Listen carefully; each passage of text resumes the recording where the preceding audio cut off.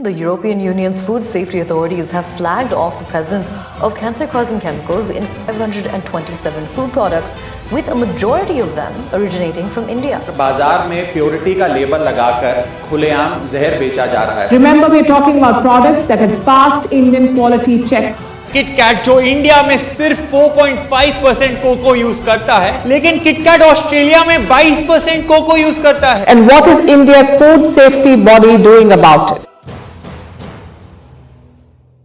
2024 Singapore, Hong Kong and Nepal ने एमडीएच और Everest के कई मसाले बैन कर दिए क्योंकि उसमें एथिलीन ऑक्साइड सेफ लिमिट से ज्यादा मिला, जिसके कारण डीएनए डैमेज और लॉन्ग टर्म में कैंसर का रिस्क भी बढ़ता है। ऐसे ही और भी इंडियन फूड प्रोडक्ट्स हैं जो यूरोपियन कंट्रीज में बैन है, बट हम उनको अपने खाने में स्वाद अनुसार डालकर खाते हैं। इंडियन खानों में खुलेआम जहर बिक रहा है, पर एफएसएसआई इसके लिए कुछ नहीं कर रहा है। बट सबसे पहले एफएसएसआई आखिर है क्या?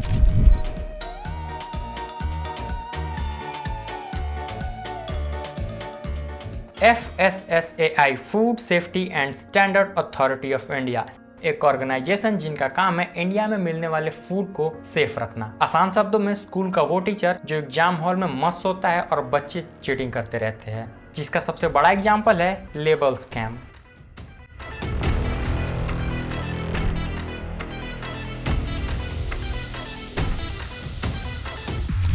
मॉल्टोडेक्स्ट्रिन, मॉल्टोज एंड कॉर्न सिरप जैसे स्वीटनर्स हैं जिनका यूज शुगर फ्री खाने में किया जाता है, जबकि इनका ग्लाइसेमिक इंडेक्स चीनी से भी ज़्यादा है। जिनको ग्लाइसेमिक इंडेक्स के बारे में नहीं पता वो ऐसे समझो, हर खाने को एक नंबर दिया जाता है, जिसका नंबर जितना कम वो उतना ही अच्छा। जैसे चीनी का 65 होता है, बट इन तीनों का चीनी से करीब डबल। ये तो वही बात हो गया, कोई आपसे सिगरेट छुड़ाने के लिए आपको गांजा दे दे। शुगर फ्री के साथ साथ प्योर, रियल, 100% नेचुरल जैसे वर्ड्स का भी यूज करके ये लोग हमें बेवकूफ़ बनाते हैं। पॉकेट के फ्रंट साइड पर बड़े बड़े लेटर्स में लिख देते हैं real fruit juice, pure milk ice cream, 100% आटा बिस्किट, लेकिन पैकेट के पीछे छोटे लेटर्स में लिखा रहता है this is just a brand name and does not represent it's true nature. In brands को मैं बस इतना ही बोलना चाहूंगा,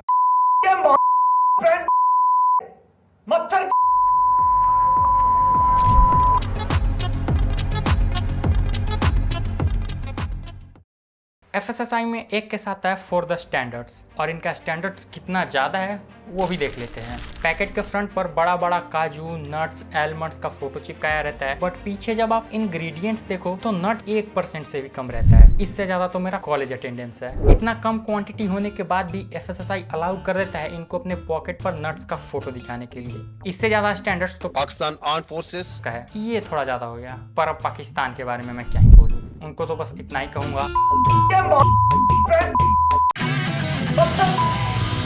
एक और।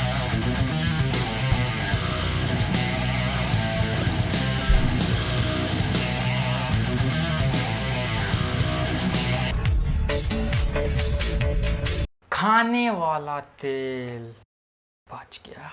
सबको पता है हमारे फेवरेट वेफर्स में दुनिया का सबसे घटिया तेल पाम ऑयल डाला जाता है, पर अपनी चटोरी जुबान के कारण हम लोग उसे सह लेते थे। लेकिन कुछ ब्रांड्स का बेशर्मी देखो, वो आइसक्रीम में भी पाम ऑयल डालने लगे हैं। कुछ आइसक्रीम्स में मिल्क से ज़्यादा पाम ऑयल डाला जा रहा है, और एफएसएसआई कुछ कर ले भाई। खैर, अगर अभी तक आपको गुस्सा नहीं आया तो अब आएगा।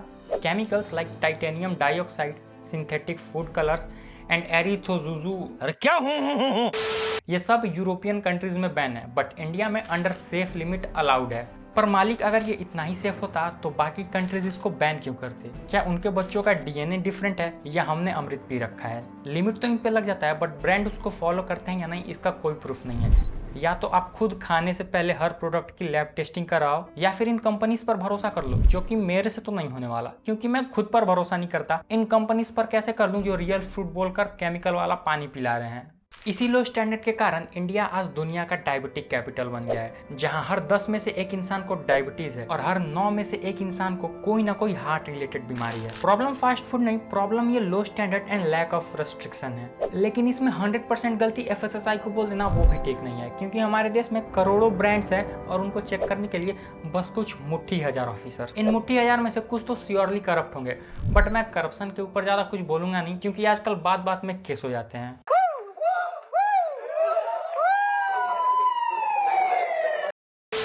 हाँ, बट मैं ब्रांड्स को जरूर बोल सकता हूँ, उनको अपना रिस्पॉन्सिबिलिटी निभाना चाहिए। जब वो पैसे पूरे ले रहे हैं तो प्रोडक्ट अच्छा दे।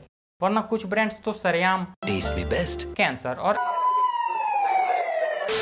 इसी साल 2026 में एफएसएसआई ने कुछ ब्रांड्स के ऊपर 154 करोड़ का फाइन लगाया है एंड मिसलीडिंग टैक्स जैसे 100% प्योर और नेचुरल जैसे लेवल्स यूज करना बैन कर दिया है, जो कि बहुत ज्यादा तो नहीं है पर क्या ही कर सकते हैं। हम लोग दूसरे कंट्रीज से सीख सकते हैं, जैसे सिंगापुर, जहाँ पे हर प्रोडक्ट पर ABCDE ग्रेडिंग दिया रहता है, जिसमें A सबसे अच्छा होता है एंड E सबसे बेकार।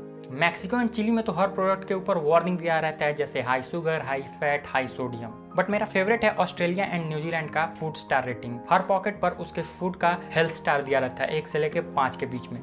बट 2026 में मैंने तो सिस्टम से उम्मीद लगाना छोड़ दिया है, इसीलिए आप भी छोड़ दो, खुद रिस्पॉन्सिबल बनो एंड जो भी प्रोडक्ट ले रहे हो उसके पीछे का लेवल जरूर पढ़ो। ब्रांड्स टफ नेम लिखकर भी लोगों को बेवकूफ बनाती है, तो उसके लिए आप AI का यूज कर सकते हो, लाइक ChatGPT एंड Gemini। इसके अलावा आप कुछ कंटेंट क्रिएटर्स को फॉलो कर सकते हो, जैसे फूड फार्मर, और भी मैं कुछ स्क्रीन पर लगा दूंगा जिससे आपको इन्फॉर्मेशन मिलता रहेगा। एंड लास्ट में एक pro tip, never trust Indian ads, but you can trust me and subscribe to this channel, क्योंकि मैं ऐसे फनी और इंफॉर्मेटिव वीडियो हर वीक लाता रहूंगा। So bye bye and love you.